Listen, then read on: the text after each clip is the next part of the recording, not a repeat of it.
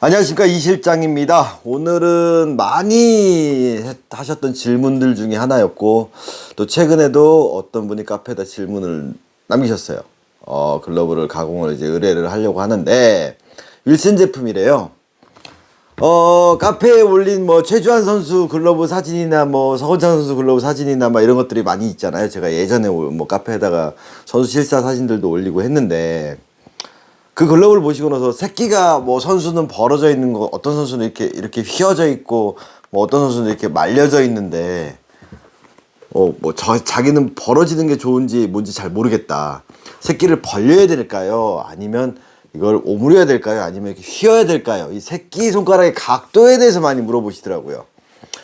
이게 참 재밌는 게 뭐냐면, 사람들이 많이 보시는 게 이제 요즘 영상 매체도 많고 사진들도 많다 보니까 글러브 새끼 각도에 대해서 좀 궁금해 하시는 분들이 있어요.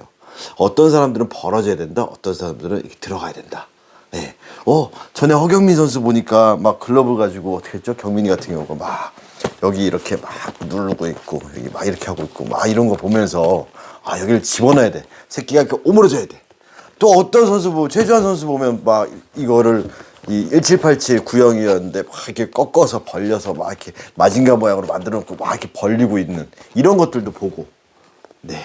그러니까 아니면 어떤 선수는 막 이렇게 허벅지 누르고 막 이러고 있고 막, 이런 모습들을 따라하면서 이제 잘못된 접근을 하시는 경우가 많아서 오늘 그 설명을 드리려고 해요. 일단은 기본적으로 윌슨 글러브부터 보자고요.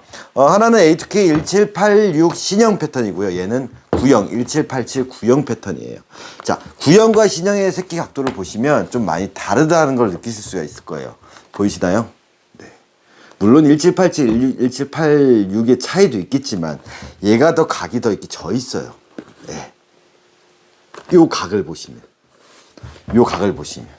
그리고 글러브 새끼가 뻗어지는 모양에 있어서도 이제 차이가 좀 나겠죠. 그래서 이런 신형의 패턴을 예전 구형처럼 이렇게 벌려서 피려고 하면 안 맞아요, 잘. 각도가. 그러면 이렇게 내려서 오므리기 시작하면 공이 돌아요. 자, 여기서 우리가 놓치지 말아야 될 것은 뭐냐면, 제가 항상 말씀드리잖아요. 현상보다는 본질을 보자라고 말씀드린다고 했잖아요.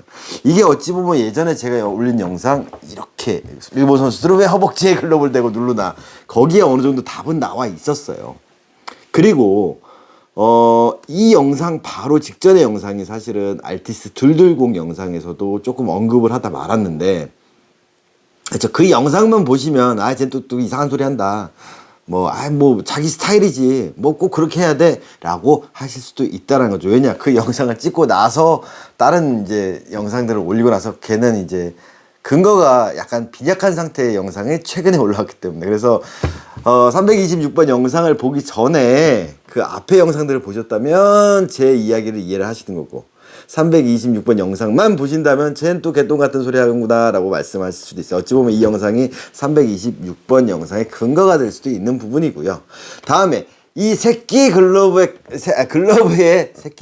새끼 손가락 부분의 각도가 벌어지냐 오므러지냐, 이런 부분을 얘기할 때 당연히 나와야 될 부분이 뭘까요? 바로 엄지 부분의 각도까지 연결이 된다라는 거예요. 자, 우리가 글러브의 외형을 보고 따라할 때 어떤 선수 글러브는 막 이렇게 생겼고 어떤 선수는 저렇게 생겼다라고 하지만, 제가 놓치지 말아야 될 부분은 뭐라 그랬죠? 모든 답은 하나예요. 바로 이런 트레이닝 글러브부터 우리가 접근하자라고 말씀드렸죠. 트레이닝 글러브 영상에서 제가 말씀드렸어요. 1787이 됐든 1786이 됐든 5cm를 남기고 자르나 10cm를 이어붙이나 공을 잡는 메커니즘은 동일하다 그랬어요. 그럼 접근해 보자고요. 자, 내가 맨손으로 잡았어. 엄지표, 새끼표, 약지표. 안 떨어진다 그랬죠. 자, 그럼 공 잡을 때 새끼손가락에 영향을 미칠까요? 안 미칠까요? 안 미쳐요. 근데 되게 재밌는 건 뭐냐면, 제가 글러브에 칸수는 없습니다 라고 말씀드렸어요. 근데 이렇게 엎어놓으면 칸수가 대충 보여요. 네, 요렇게 딱 보면 어떻게 돼요? 외부를 중심으로. 그것도 옛날에 제가 유튜브에 올렸어요. 이렇게 보면 한 2칸 반 정도. 다 알고 있어요, 사람들은. 그게 이제 저는 그 칸수에 맞춰서 만나게 만드는 칸수가 아니라 글러브가 갖고 있는 고유의 밸런스를 칸수라고 표현한다고 말씀드렸어요. 그랬을 때 자연스럽게 내가 그냥 맨손으로 공 잡듯이 공을 정확한 볼집 즉 어디죠? 검지중지 아래 포구 지점에 넣었을 때 이 글러브 끝이 보이는 게 만나는 부분이 어디냐? 아, 한 칸 반 정도, 두 칸 정도. 좀 내려온 글러브는 예를 들어서 내려온 글러브가 이건 나중에 영상을 찍겠지만 이런 글러브 같은 경우 네, 미국형이에요. 12인치짜리. 네. 그럼 얘는 앞을 보고 잡으면 당연히 칸수가 내려와 있죠. 아까보다 윌슨보다 엄지가. 그게 제가 바닥에 이제 포켓이 깊냐 얇냐를 할 때 아랫벽의 길이가 기냐 짧냐 그거에 따라서 엄지 각도가 바뀝니다. 새나 글에 올렸던 내용이에요. 그러면 이 글러브 모양을 이 정도 각도로 만들려고 하면 어떻게 될까요? 밸런스가 깨진다 그랬죠. 점점 써가면서 좀 만질 수는 있겠지만 얘가 5cm를 잘라놓은 형태에서 이걸 봤을 때는 그 상태에서 비틀어 버리면 튀어나가요. 근데 선수들 보면 막 이렇게 휘어져 있잖아요 라고 보는 거예요. 즉 이 포구면의 정확한 손바닥에 가까운 이 공을 잡는 가장 중요한 부분의 형태가 유지된 상태에서 글러브 끝의 각도라든가 이런 부분에 있어서 뭐 새끼손가락의 벌어짐이냐 오므러짐이냐 이런 부분들이 큰 영향을 미치진 않는다라는 거예요. 근데 문제는 그런 모양을 만들면서 그 손의 각도가 틀어지는 경우가 있다라는 거예요. 최근에 왔던 그 글러브 중에서 그런 일이 있었다고 제가 전에 영상에서 한번 언급을 했어요. 이런 미즈노 프로, 아이고 제가 샘플을 많이 갖고 왔어요. 이런 미즈노 프로에 이렇게 일형이 비틀어진 가다 있어요. 얘는 레디얼이었는데 걔는 레디얼이 아니라 힌지가 있는 거였어요. 자, 일형이고 비틀어지다 보면 잡다 보면 어떻게 될까요? 계속 정확한 볼집을 잡아도 쥐어짜다 보면 어떻게 될까요? 여기가 들어가면서 새끼가 벌어지겠죠. 글러브 새끼가 벌어지면 잘못된 글러브라고 말씀하면서 팀원 분이 얘기를 이렇게 쪼아놨어서 이렇게 만들었대요. 근데 그 팀원은 선출이래요. 네. 공이 다치기 시작하는 거예요. 새끼가 벌어지면 안 돼. 그 사람은 거기에 꽂혀 있는 거죠. 새끼가 벌어져 있더라도 이 포구면의 각도가 유지가 된다면 전혀 상관없는데 그리고 글러브가 갖고 있는 고유의 패턴이 이렇게 벌어질 수밖에 없어요. 근데 얘는 우리가 말하는 소위 말하는 일형 비틀어 올리는 가다잖아요. 그럼 공을 어디든 잡든 새끼손가락이 대체 무슨 역할을 하냐고요. 얘는 아무 역할도 안 해요. 이 새끼손가락 이 부분은요 모든 글러브를 봤을 때 공을 잡는 시점에서 보시면 예, 아무 역할도 안 해요. 여기 잡아도 얘는 역할 안 해요. 근데 왜 이렇게 새끼손가락의 각도에 연연을 하냐라는 거죠. 자, 이 완성된 모습으로 봤을 때 어떤 선수는 예를 들어서 이영건 선수 글러브 볼게요. 예전에 그 2009년 우승할 때 와, 완전히 이게 최주환 선수랑 비슷하죠. 여기는 꺾여져 있는데 이렇게 벌어져 있어요. 이게 이렇게 들어가 버리면 어떻게 될까요? 공이 잡힐 수 있는 부분들이 들어가면서 빠져버리는 거예요. 그래서 가장 중요한 포인트 제가 말씀드릴게요. 이 새끼 각도를 이렇게 만들든 여기를 꺾든 뭐 이렇게 하든 전혀 상관없는데 이 아랫벽에 이 공이 멈춰지는 부분에 벽이 유지가 된 상태에서 이거를 벌리든 오므리든 뭐 자기가 이 끝을 이렇게 말든 이런 스타일을 하더라도 이 부분 즉 여기 힌지 부분에서 손가락의 관절 부분이 유지가 된 상태라면 전혀 어떤 방식이라도 상관이 없다는 거예요. 근데 확률적으로 글러브 끝을 오므리시는 분들이 있어요. 이렇게 이게 빠져나가는 게 얘가 막아주기를 바라는 희망사항인 거죠. 이런 형태가 되면 모든 글러브가 잡히는 글러브를 오므리게 되면 계속 빠지는 일이 생겨요. 대표적으로 이렇게 오므리시는 분들의 특징이 뭐냐? 포구면을 넓힌 경우가 그게 되게 많아요. 항아리가 나와버리니 공이 돌아. 그러니까 빠져나가니까 불안하니까 얘가 못 빠져나가게 감싸주면 될 거야 라는 거죠. 그런 식으로 접근을 한다라는 거죠. 본인의 글러브를 쳐다보신 상태에서 내 글러브가 5cm밖에 안 남은 상태에서 여기가 공이 잡히는지 안 잡히는지 여부를 보시고 그 다음에 이 윗부분의 각도는 벌어지든 이 라인이 되든 전혀 상관이 없는데 확률적으로 여기서 라인이 이렇게 돼버리면 라인이 안쪽으로 들어가 버리면 공이 셀 확률이 높아요. 그래서 최주환 선수 글러브 보면 이렇게 나와 있는 거 보일 거예요. 끈도 조여놓고 이렇게 나와 있는 것도 보일 거예요. 그러면서 끝은 벌려. 네. 하지만 주한이 글러브를 손에 딱 넣어보면 딱 물리게 만들어 놔요. 이제 카페 질문에 좀 답이 되셨나요? 그래서 보여지는 현상을 따라하는 거, 이 새끼손가락이 예쁘게 이렇게 돼 있으면서 안으로 돼 있으면서 이렇게 되고 뭐 여기도 붙여놓고 이런 모양이 좋아. 그런 모양을 만드는 건 좋아요. 하지만 이 포구면의 각도가 틀어지는 행동을 하면 안 된다라는 거예요. 그래서 여기를 누른다라든가 선수들이 여기를 많이 하는 건 뭐냐? 바로 제 관절, 세나글에서 나왔던 1, 2, 2일에서 1, 2 부분, 즉 여기를 맞춰줘야 되는 게 가장 큰 포인트라는 거예요. 그래서 이 1786 글러브는 저번에 제가 어떤 영상을 찍었던 영상일까요?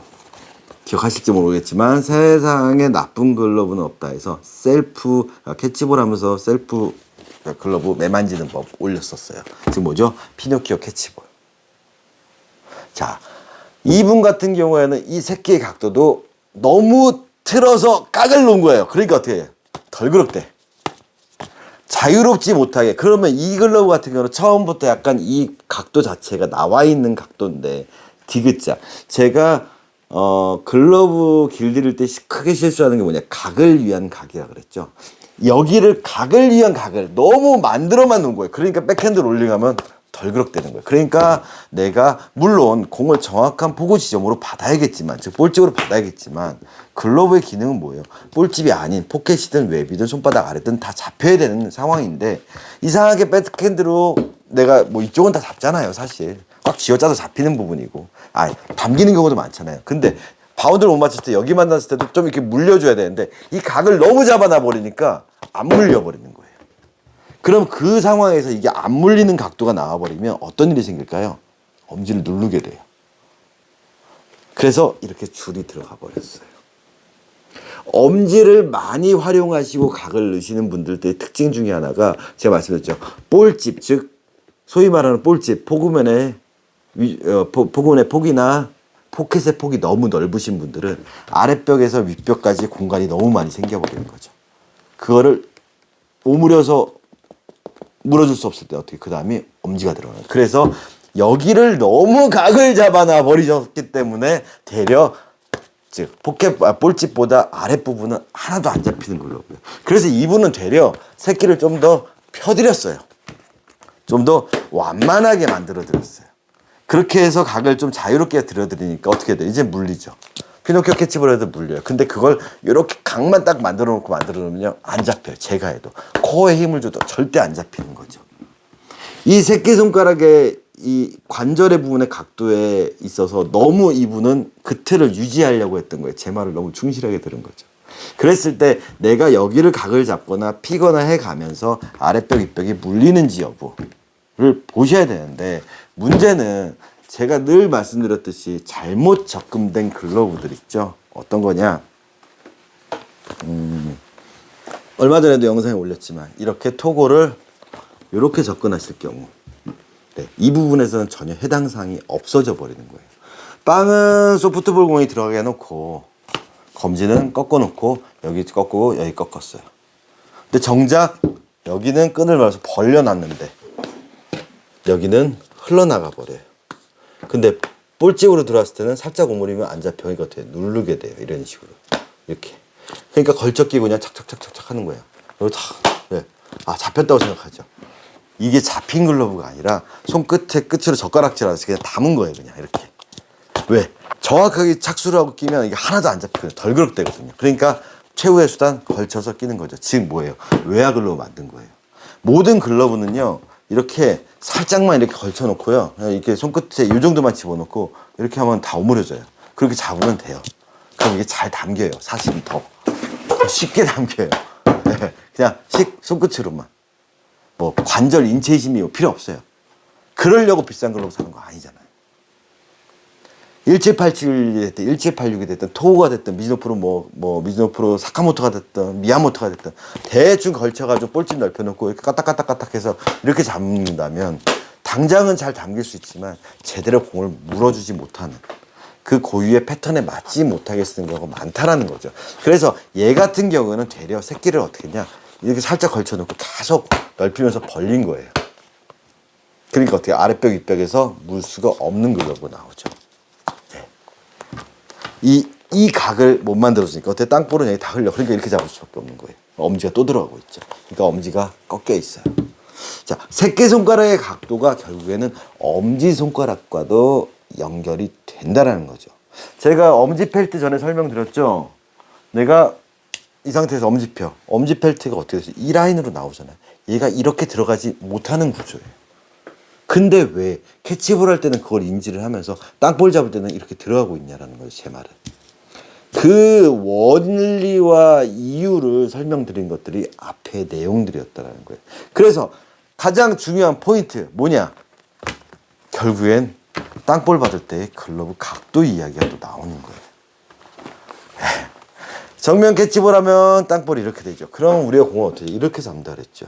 저 손가락 관절에서 글러브 손가락이 이 방향이니까 이렇게 나와야 되는데 그럼 여기서 멈춰주고 멈춰주는 각도 나는데 이렇게 들어가게 되기 때문에 왜 캐치볼을 이렇게 하시는 분들이 많거든요. 왜? 포켓에 넣어야 되니까. 앞으로 나가냐고 캐치볼 한다 이렇게 했을 때 포켓이 들어갈 수 있어요? 웹에 걸리는 게 아니죠. 그러니까 어때요? 정확한 볼집으로 잡는 연습을 하신 다음에 그 다음에 뭐죠? 붙여서 잡을 때는 여러 잠궈 롤링하는 연습이 돼 있다면 그럼 땅볼도 똑같이 이 각도에서 캐치볼 하는 거랑 똑같잖아요. 이렇게 하는 거랑 우리 각도 캐치볼 할 때 이렇게 했잖아요. 그럼 땅볼은 뭐예요? 그대로 180도 각도만 바뀌는 거예요. 캐치볼은 또 이렇게 하셔야 땅볼은 이렇게 잡으시는 분들 있어요. 왜 캐치볼도 똑같이 이렇게 가는 거잖아요. 그럼 이렇게 잡잖아요. 똑같이. 모든 개념은 똑같다 그랬죠. 맨손으로 공 잡는 개념은. 그래서 이 각을 내가 만져주는데 이거 어디서 많이 보죠? 일본 유튜브 같은 데서 많이 보이실 거예요. 그 부분은 제가 나중에 또 영상을 또 찍어 드릴 거예요. 제발 일본 유튜브 보고 따라하지 마시고 인스타 보고 따라하지 말라는 영상들. 따라하더라도 왜 그렇게 거기를 만지는지에 대한 영상이 옳은 영상과 틀린 영상을 감별할 수 있는 기준은 뭐냐? 과연 그 각이 공을 이렇게 물어줄 수 있는 각인지 아니면 쉐이퍼를 계속 때려서 넓혀서 이렇게 오므리게 되는 각인지에 대해서는 야구 기술 퍼포먼스를 보면 우리가 알 수 있다라는 거죠.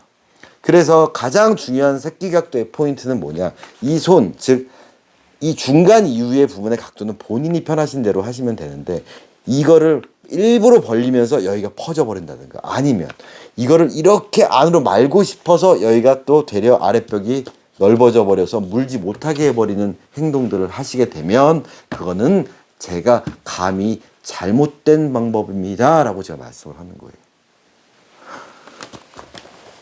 제가 제일 싫어하는 말 중에 그런 얘기가 있었어요. 전에도 말씀드렸지만 야 글러브 길들이기에 정답이 어딨어. 제가 제일 싫어하는 말이에요. 정답이 있다 그랬잖아요. 공에 글러브의 어느 부분이 오든지 공이 잘 물리고 스피는 멈춰줄 수 있는 거. 그게 정답이라 그랬잖아요.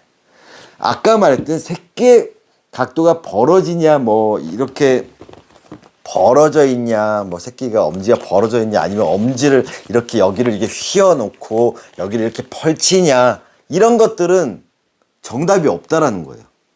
근데 이런 동작을 할 때 만약 공이 웹에서 못 물리게끔 흘러나가게끔 되거나 아니면 윗뼈까지 이렇게 돼버리면 이거는 오답. 왜? 포구 면적이 돌잖아요. 근데 포구 면이 물려질 수 있는 상태에서 본인의 스타일대로 이렇게 한다? 그건 정답. 근데 이렇게 하다가 만들어서 자꾸 글러브 끝에 공이 안 들어서 제껴지게 된다? 그럼 오답. 제 말의 의미를 이해를 하시나요? 저는 정답이 있다라고 우기는 사람이에요. 어찌 보면은 그런 식으로 야 자기만의 스타일이지 야 이거 벌어질 수도 있고 글러브는 이렇게 될 수도 있는 거야. 그거는 현상일 뿐이에요. 거기에는 정말 정답이 없다는 게 맞지만 그런 현상을 추구하시다가 이런 글러브 본연의 공을 잘 잡고 볼집이든 포켓이든 웹이든 손바닥 아래든 잘 물리는 이 형태를 방해하는 요소를 만든다면 그거는 잘못된 방법이라는 거죠. 그래서 저는 새끼 각도가 오므려지는 거, 방향이 각도가 이렇게 되는 건 반대하는 입장이에요. 어떤 것도 이런 각도가 나올 경우에 대부분의 무리하게 이런 각도를 만든다라든가 감싸지는 걸 만들다 보면 당연히 여기는 바주카포가 돼요. 그 대표적인 예가 공 2개 놓고 글러브 핸들 감아 놓는 거. 왜? 빠져나가는 걸 막고 싶으니까. 예전에 오타니 선수가 아식스 스폰 선수 때 영상 찍으면서 이걸 하더라고요. 막 자기는 글러브가 이렇게 되고 이렇게 되고. 네. 손으로 이러고 있더라고요. 자긴 글러브가 이렇게. 실제로 글러브 끼고 엄지 지문과 약지 지문, 새끼 지문 만나지 못해요. 어떤 글러브를 껴도 글러브 안에 엄지는 여기 있고 약지는 여기 있어요. 끝이 만나면 만났지 손가락이 만나지 못해요. 제가 말씀드렸잖아요. 아는 만큼 보인다고. 프로 선수들이 와서 저한테 하는 게 뭐야? 아, 형, 저는 글러브질 이렇게 해요. 너 글러브질 전 이렇게 해요. 그럼 제가 그랬잖아요. 너 왜 뻥쳐? 왜 거짓말해? 아, 자기 이렇게 한대요. 아니, 자기 이렇게 한대. 스톱! 자, 손가락 여기 한마디 들어가 아니면 붙었어? 너 글러브 껴봐, 네 거. 네 엄지 여기 있지? 중지 여기 있지? 이게 맞나? 너 엄지 여기 있지? 새끼 여기 있지? 이게 맞나? 아니네요. 그럼 너 글러브 껴. 공 잡아. 자, 너 어떻게 잡고 있니? 아, 이렇게 잡네요. 네, 1군 선수의 시합을 뛰는 선수의 얘기였습니다. 제가 만났던 선수들한테는 다 이런 얘기를 하는 거예요. 즉, 인지의 부조화. 대부분의 사람들이 여기를 이렇게 만나게 하고 하시는 것들이 잘못되는 경우가 뭐냐면 손이 이렇게 된다고 글러브질은 이렇게 돼야 돼를 글러브에 반영시키는 거예요. 사실은 내 손이 이렇게 되는 걸 글러브에 똑같이 하는 게 이 동작이 아니에요. 이거예요. 예. 엄지를 넣고 이런 동작이지 이 동작이 아니라는 거예요. 즉 대부분 사람들이 손으로 표현하는 것들이 사실 글러브가 조작되는 모습을 손으로 구현동화하고 있는 거지 글러브 안에서 글러브를 끼고 조작하는 손모양이 아닌 경우가 많아요. 그래서 이런 손모양으로 글러브질하면 다 빠져버려요. 안 빠지게 하려면 어떻게 돼요? 살짝 끼고 네, 이렇게 탁탁탁 이게 만나고 있는데 내가 손이 만난다고 착각하고 있죠. 그럼 어떻게 해요? 이렇게 이게 글러브질이라고 오해를 하시는 거죠. 그렇다면 이렇게 펠트의 길이가 어디까지 나왔으며 안에 장갑의 구조, 뭐 바닥이 넓다, 포켓이 포그맨의 팜 사이즈의 폭이 넓다 좁다, 포켓이 깊다 얕다 이런 이야기를 할 의미가 없어지는 거예요. 어떤 패턴을 사든 걸쳐 끼고 그냥 착착착 외야 글러브 만들어 버리는 거죠. 우린 그렇게 하지 말자고요. 왜? 지금 여기에 얹어져 있는 글러브만 해도 돈이 얼마예요 벌써. 비싼 최고가의 글러브들이잖아요. 어떠한 기능으로 어떻게 제작됐는지 보는 게 전 중요하다고 봅니다. 그래서 그 새끼 각도가 꺾이는 부분에 너무 연연하시는 분들 그리고 너무 또 펼치시는 분들도 문제가 되는 거예요. 왜냐? 서건창 선수 글러브 보면 엄지가 이렇게 날아가는 것처럼 보이고요. 새끼도 어떻게 돼요? 딱 이렇게 각이 있는 것처럼 보여요. 여기가 딱 잡혀 있죠. 근데 또 여기는 벌어진 것처럼 보여요. 자, 공 잡는데 얘네들이 이 부분이 역할을 할까요? 근데 아무리 엄지 내려도 공 잡는데 전혀 역할을 안 하는 부분이에요. 그럼 이 부분은 어디에요? 공이 들어갈 때 막아주거나 열려 있어야 들어가는 부분이에요. 근데 여기의 각도를 보시면 딱 이렇게 각이 나와 있고 이렇게 나와 있죠. 즉 아랫벽 윗벽 아니면 윗벽이 아래로 왔을 때 아랫벽 윗벽으로 물려주는 이런 부분을 갖다가 사람들이 잘못 접근하신 게 뭐냐 이런 식으로 오는 거예요. 공방에 새끼 부분을 이렇게 짓이겨놔서 이렇게 꺾어놔 버려요. 아름답죠. 이렇게 꺾어놨어요. 이렇게 여기 보시면 탁탁 꺾여져 있죠. 여기를 꺾어놔. 그리고 나서 어떻게 했죠? 엄지도 꺾어놔. 그러고 나서 이렇게 만들어놨어요. 네. 왜? 들어갔을 때 빠지지 않아야 돼. 근데 안에서 공은 돌아. 손은 어떻게 됐죠? 이만큼 들어갔어요. 이렇게 되는. 그러니까 실전에서 공이 다 타는 거예요. 사놓고 못 쓰는 걸로. 가공까지 받았는데. 업체에서 이렇게 길 잡아주는데. 엄지 각도 보세요. 공이 들어가요. 땅볼은 잡을 수 있을까요? 자, 1승에서 시작했는데 9부타로 가고 있어요, 지금. 아까 IP는 설명을 드렸고. 1승에서 시작했는데 9부타로 가볼게요. 제가 9부타 튀고 가공해 놓은 거예요. 이것도 무령부대에서 잘못되어 있는 거. 진짜 이런 거 작업하기가 너무 끈 다 갈아야 돼요. 얘도 마찬가지. 끈 다 끊어내야 돼요. 본체만 가공이 끝난 거예요. 지금 웹도 다 끊어야 돼요. 그럼 얘를 보자고요. 네. 자, 지금 이 상태에서 본체를 가공. 얘도 이거랑 비슷하게 돼서 왔었어요. 이렇게.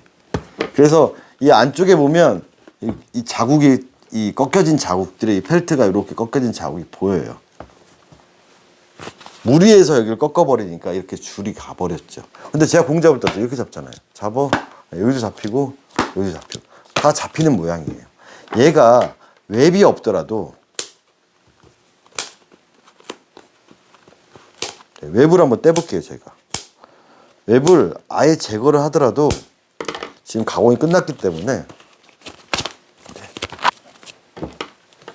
어떤 모습이 나오든 간에 얘는 보시면 아시겠지만 자, 캐치볼 마찬가지로 땅볼 힌지 이 각도 상관없잖아요. 네, 안 빠져요. 그리고 아랫벽 윗벽 물릴 수도 있고요. 백핸드 롤링 물리고 다 물려요. 그럼 웹은 어떻게 될까요? 포켓. 웹이 아니라 포켓. 저 어디죠? 엄지 검지랑 중지 사이 아래 뿔집이 아닌 자 검지랑 웹 아래 포켓. 그럼 롤링 물려 있잖아요. 물리고 그럼 웹도 힘써서 물었을 때 받칠 수 있죠. 그런데 이 글러브 같은 건 어떻게 될까요? 보이기에는 잘 감싸질 것 같죠. 공이 안 빠질 것 같죠. 근데 어떻게 됐을까요? 얘는 땅볼이 들어갈 공간이 없어져 버렸어요. 캐치볼을 해도 마찬가지로 전혀 들어갈 공간이 없죠. 그럼 더 무서운 게 뭐냐? 얘 웹을 한번 떼보자고요. 얘 웹을 그냥 다 끊어보자고요. 이것도 어차피 저 끈 다 갈아야 돼요. 네. 끈 다 갈아야 돼요. 안타깝게도. 네. 자, 아무것도 안 하고 이 웹만 끊어보자고요. 그래서 글러브를 다 해체해 보면 되게 단순하게 보여요. 자, 이 상태예요. 그럼 여기에서 공이 들어갔을 때 열어 잠궈. 네, 이런 모양인 거예요. 보이시나요? 다 돌아요. 그리고 여기를 꺾어놨죠. 들어갈 공간이 없어요. 아랫벽 윗벽 물었어. 근데 땅볼을 치면 일로 가버려요. 백핸드 치면 다 떨어져 버려요. 왜? 포그면은 웹을 풀어놨으니까 이만해졌거든. 근데 우리가 잡는 건 뭐예요? 야구공이죠. 잡혀요? 안 잡혀요.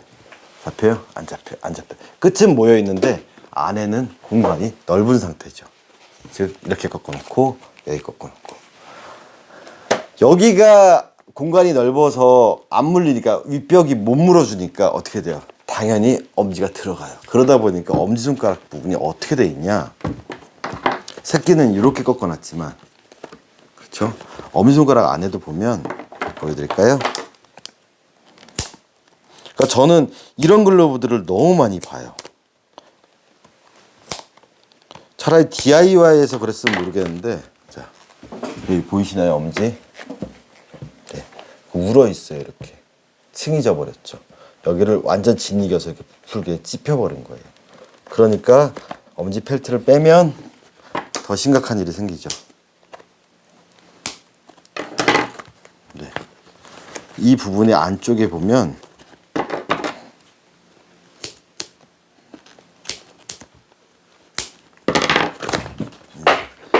이 펠트 안쪽에 보면 이렇게 울어버린 거예요. 완전히 펠트가 이렇게 꺾여서. 얼마나 여기를 때려서 조져놨으면 이렇게 조져놓은 거예요. 완전히. 그래 버리니까 각이 생겨버렸어요. 이 안에 힌지를 만들어 놓은 거죠. 이렇게 만들어 놓은 거죠. 그럼 얘가 손가락은 힘은 하나도 못 물어주는 아래에만 둬야 돼. 오므려. 그 공은 다 빠져버리는 거예요. 그래서 캐치볼을 해도 공이 다 웹 쪽으로 치고 나가 결과론적으로 어떻게 되냐? 웹이 늘어나거나 웹이 끊어지는 일이 생긴다라는 거죠. 이런 부분이 좀 안타까워요. 네. 같은 구보 타임에도 불구하고 완전히 다른 모양의 글러브가 만들어지는 거죠. 하지만 새 글러브가 이런 모양으로 나오나요?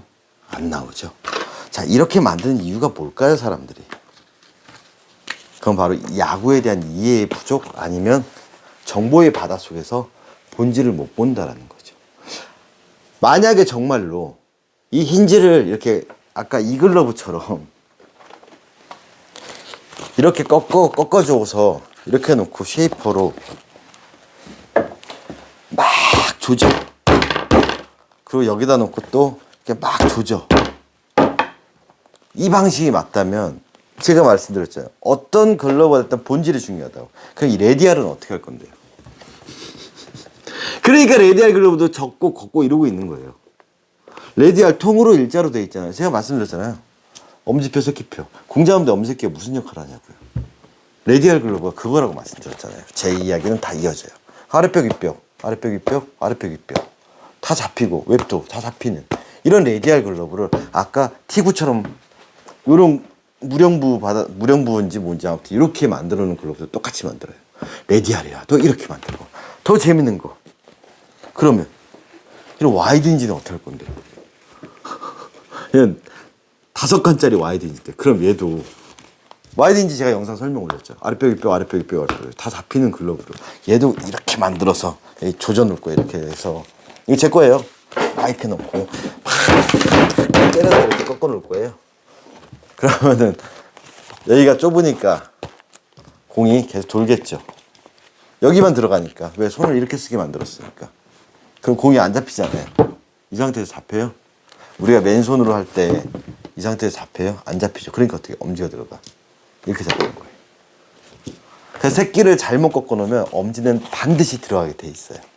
그래서 이렇게 놓은 거죠. 그리고 뭐예요? 오므려 눌러 꺾어 눌러 오므려 네 딱딱딱딱 오케이 길들었다 라고 접근을 한다라는 거죠.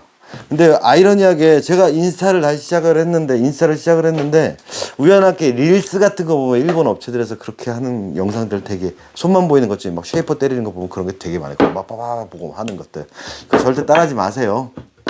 그 이유는 제가 다음 영상에서 라방이 아닌 녹방을 제가 녹화 방송을 찍을 텐데 많이들 궁금해하시는 일본 야구 글러브들을 왜 그렇게 접근을 하는지 아니면 일본 영상들을 보실 때 주의해야 될 점들 그리고 일본 야구의 현실, 일본 사회인 야구의 특징 같은 것들을 제가 좀 아니면 일본 그 야구 시장에 대해서 어떻게 야구가 이렇게 일본에서는 이제 하는지에 대해서 제가 좀 영상을 올릴 거예요.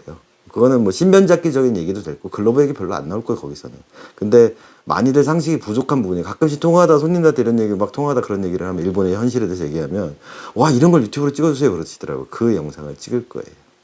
자 오늘을 재밌는 글러브는 또 뭐가 있을까? 이런 글러브도 있어요. 새끼 각도를 얘기하는데 또 글러브 공부하고 있습니까? 자, 요 글러브는 되게 특이한 글러브예요. 보셨나요? Z예요. 뭐가 특이한데 자, 얘 부번은요 비프로 GP 26이에요. 비프로 G에다가 P가 들어가요. 그리고 26. 뭐 26번의 패턴이겠죠. 보면 이마미야랑 비슷한 패턴이에요. 베이스는 이마미야 베이스예요. 검지를 넣었을 때 이쪽 반달에 검지가 글러브를 넣어서 들어가죠. 근데 보시면 약간 오일기가 좀 있어요. 그 오일기라는 게 가죽 자체의 유분이 아닌 표면에 뭘 발라놓은 것 같은 느낌이 들어요. 그리고 속근이 약간 눌려져 있어요. 택이 다 달려있는데 누가 손댄 것처럼. 자, 얘 정가는 얼마냐면요 68,000엔의 소비세 별도 즉 74,800엔짜리예요. 이 MM형 이게 일본 미즈노 프로 오다 가격이라 그랬잖아요. 63,000엔의 소비세 별도에서 69,000 얼마야? 63,000엔 소비세 별도 10%니까 69,300엔인가? 네, 그거였잖아요. 얘는 74,800엔짜리예요. 기성품이 68,000엔의 소비세 별도. 그런데 더 웃긴 게 뭔지 아세요? Z22년형 카달로그예요. 우리 Z 오다 많이 하시죠? 기성품보다 오다가 비싸잖아요. 오더 정가가 얼마냐면 64,900엔. 본체 가격이 원래 소비자 가격이 59,000엔의 소비세 별도에서 64,900엔이에요. 그러면 소비자가 텍스 빼고 10% 떼고 정가 차이만 해도 얘는 59,000엔. 오더 하시면 이마미야 오더 하시면 59,000엔인데 얘는 68,000엔이에요. 무려 9,000엔이 비싸요. 거기다 10% 더 들어갔죠. 9,900엔이 비싼 제품이에요. 오더보다. 근데 기성품이에요. 왜? 여기 보면 이렇게 써있어요. 뭐 자사 공장에서 뭐 했대요. 즉 얘는 쉐입을 잡아준 거예요. 어느 정도. 예전에 Z에서도 그렇게 가공이 돼서 판매하는 제품들이 예전에 이제 프로스테터스 이 마크 되기 전에 제가 조이리 당시에도 그런 글러브가 있었어요.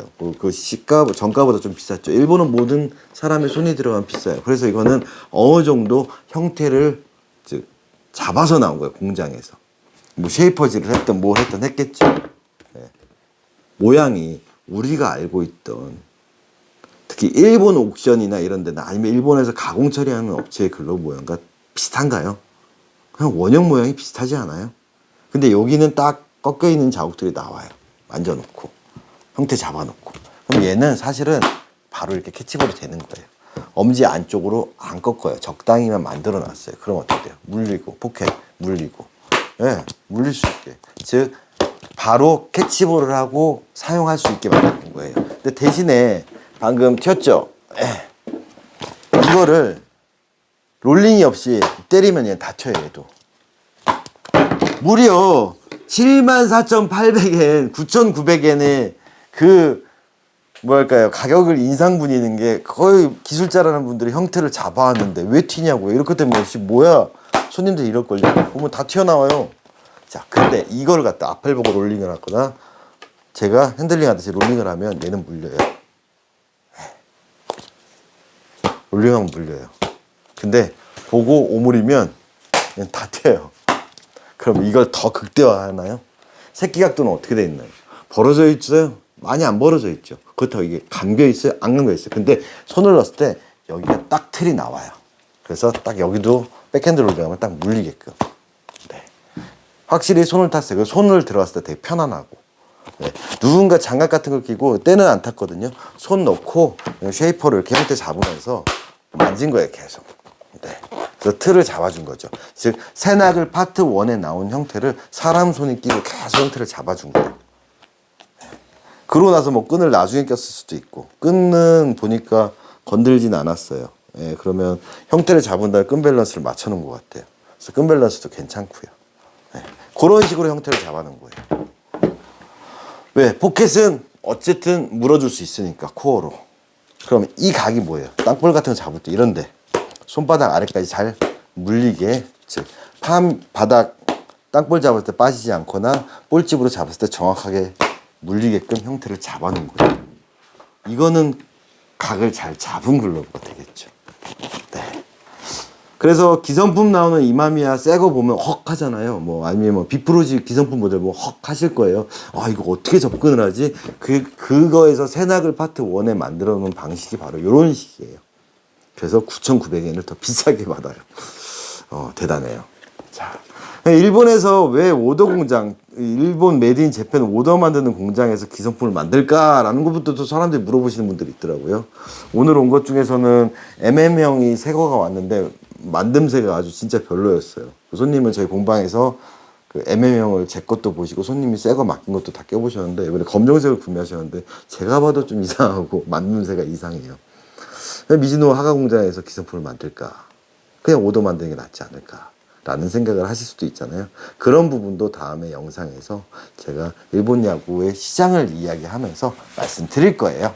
그래서 가장 중요한 부분 잊지 마세요. 모든 글러브는 5cm를 남기고 잘라버렸든 10cm를 이어붙이든 똑같다라는 거예요. 그래서 이런 작은 글러브에 접근을 하면 돼요. 이런 작은 글러브에서 새끼 각도를 인위적으로 만들면 다 빠져버려요. 이 각도가 유지된 상태에서 요 사이에서 라인이 연결됐을 때 이 새끼는 뭐예요? 공이 들어가는 걸 좀 선호하면 이렇게 될 것이고, 그게 아니다 보면 자기가 만들어서 하는데 이 각을 만들었을 때 여기가 퍼져버린다라든가 하면 안 된다라는 거. 또 한 가지가 뭐였죠? 포구 지점의 폭이 공을 물어줄 수 있는, 적당히 공보다 살짝 넓어서 딱 물리는 각이 돼야 되는데 이렇게 되버리면 여기 누르면 빠진다 그랬죠.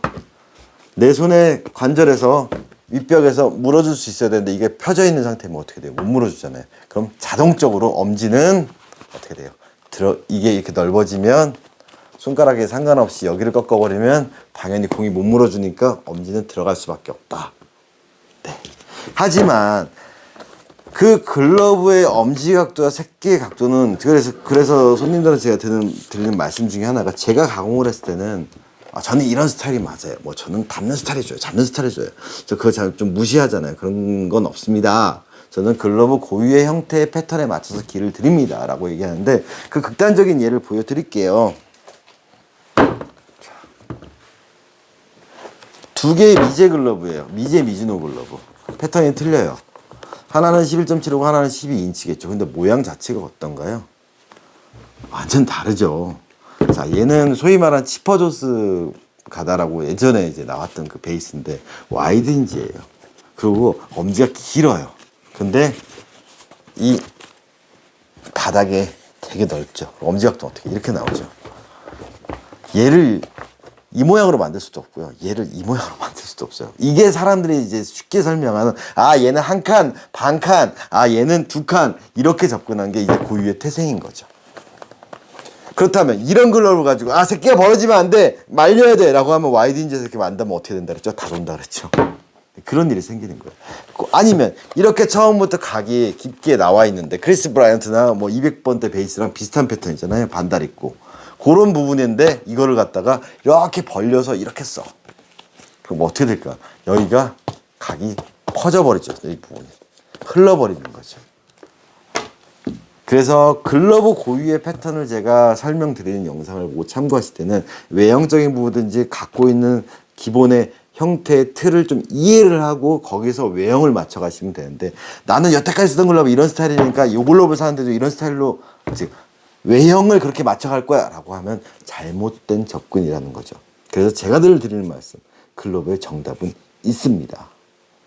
네.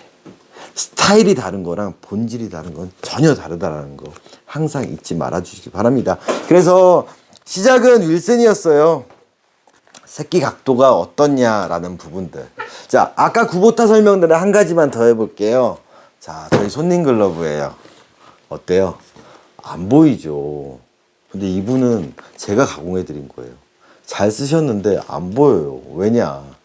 한 2년 아니고 이거 엎어서 보관하셨대. 제가 엎어서 보관하라 했더니 못 쓰고 이제 코로나 때문에 약을 못 하시다 있다가 쳐져버린 거예요, 글러브가.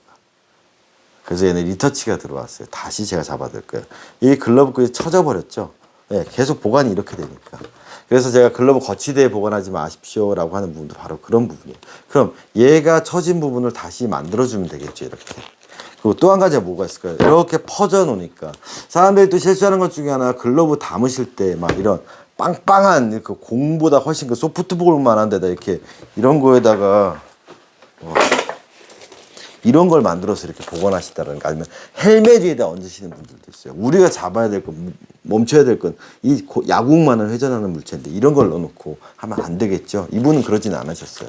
근데 이제 차이는 뭘까요? 새끼 부분의 각도가 어떻게 됐을까요? 많이 벌어져 있죠. 근데 그게 아니라 여기가 벌어진 걸 보지 마시고 여기 부분을 보자라는 거죠. 이 부분이 어떻게 퍼져 있죠. 즉 티군데 글러브를 꼈을 때 여기가 흘러나가버리는 각도가 돼 있죠. 이 각이 열려버린 거예요. 그러니까 이게 공을 잡으면 안 물리고 빠지죠. 그럼 어떻게 돼요? 각도를 잡아야겠죠. 어떻게? 이 외형이 벌어지는 어떤 간에 내가 새낙을 파트원처럼 이제 물리죠. 그 각도를 잡아주는 거예요. 그게 쉐이퍼를 가지고 때리면서 만지는. 이게 일본 유튜브 같은 데서 여기 때릴 때 잘못 때리시면 되게 넓혀서 때리는 분들이 있는데 내가 물 수 있는 부분을 만들어주는 거예요. 그러다 쉐이퍼 살 필요 없어요. 야공을 하셔도 돼요. 네. 해서 지금 어디에요? 내 손의 관절을 여기를 탁탁탁 쳐주는 거예요. 네. 이렇게 멈춰질 수 있게. 퍼지면 퍼지잖아요. 그 부분을 잡았어요. 그럼 뭐죠? 허경민 영상에서 나왔던 거랑 똑같은 거. 뭐죠? 여기에 들어갈 공간이 없죠. 열어야겠죠. 근데 손가락이 휘어 있잖아요. 펴야죠. 일자로 만들어야죠. 다시. 네. 그리고 만지겠죠. 그리고 웹 바란스 다시 잡을 거고. 검지 관절 1, 2 만지고 열고 열고 열고 만지다 보면 형태가 어때요? 조금 더 살아나고 있죠? 그러면 손가락이 지금 쳐졌으니까 좀 일자로 뽑아주고 다시 관절 잡고. 자, 근데 이분은 보시면 엄지각도 어떻게 됐어요? 많이 안 들어가죠? 아랫벽 여기가 쏙 들어가 있죠? 아랫벽 윗벽 물리고 물리고 물리는 모양. 그래서 이 부분에 제가 이제 리터치가 들어갈 때는 일반 가공 처리하면서 다시 이 부분을 좀 쫙 뻗어지게끔 만들어 드릴 거예요. 형태를. 어때요? 편안한 각도 다시 나오죠? 그럼 이제 잡히는 거예요. 네, 물리는 각도. 이게 이제 본인들이 매만져 가면서 원하는 스타일들을 본인들이 찾아가는 거죠. 손가락이라든지 이런 부분. 그렇다고 해서 여기를 막 계속 꺾거나 매만져서 물르게 만드는 건 아니에요. 형태를 매만져주는 식으로 내가 각도를. 여기 눌렀으면 좁아지면 좀 더 벌리면 되는 거고, 손끝들이 전반적으로 끝이가 이렇게 말려 있으면 일자로 펴주시면 되는 거고. 네. 그럼 들어갈 수 있는 형태가 좀 나오죠. 그 상태에서 들어가면 다 물리는 글러브가 나오는 거죠. 아직도 이 끝이 많이 들어가죠. 그러니까 이런 데 걸릴 수가 있으니까 제가 이거를 피는 작업을 또 할 거예요. 이렇게 접근하는 게 이제 글러브에서 새낙을 파트 1에 나온 내 글러브 매만지기. 네, 그런 형태를 하는 방법 영상에 나온 내용입니다. 이해가 가시나요? 그래서 앞으로 영상 중에서 다음 영상에 제가 하고 싶은 거는 뭐냐면 이런 부분들이 글러브들을 되게 많이 봐요. 네, 보시면 내피에 한문이 써 있어요. 뭐 야마다 네, 이렇게 써 있거든요. 자, 이런 부분 글러브들이 일본 옥션에서 되게 많이 나와요. 그리고 새끼손가락도 어떻게 돼 있어요? 여기 보시면 둥글게 휘어 있죠. 네, 보면 중간에 이렇게 주름 잡혔죠. 이 극단적으로 보면 여기 이렇게 둥글게 휘어져 있어요. 이거 어떻게 된 걸까요? 보통 이제 그런 야구 같은 거 2개 같은 거 넣어놓고 이렇게 감아놓고 글러브밴드로 감아놓은 거예요. 네, 이렇게 접근 되게 많이 했어요. 스팀 넣고 빼가지고 이렇게 말아놓는 것들. 아니면 일본에서 가공한다 해서 확 때려 여기 확 때린 다음에 막 이렇게 해놓고 이거 하는 것들. 이거. 자, 왜 이렇게 돼야 되게 접근을 하는지 거기에 대해서는 제가 다음 영상에서 일본 야구에 관련된 일본 야구 시장에 관련된 아니면 일본 사회인 야구나 경식 야구에 대해서 시스템에 관련된 이야기를 좀 개진해 나가려고 합니다. 그 이야기는 진짜 신변잡기적인 얘기일 수도 있어요. 하지만 야구에 대한 그런 시장이나 환경에 대한 이해가 없이 글러브를 접근하는 것도 사실 잘못된 거잖아요. 그래서 제가 봤을 때는 어이없는 걸 따라하는 경우가 되게 많은 게 그런 단편적인 것들을 되게 많이 보셔서 그런 것 같아요. 일본 유튜브 영상이나 이런 걸 통해서 직접 일본에 가서 사회야구를 해보시고 일본 뭐 학생야구에 깊이 있게 들어가시거나 그런 분들이 없기 때문에 그걸 그냥 뭐 거기서 유학하신 분들은 아시겠지만 그런 분들은 또 용품 관련된 걸 모르잖아요. 그래서 제가 경험했던 얘기들을 다음 영상에서는 진짜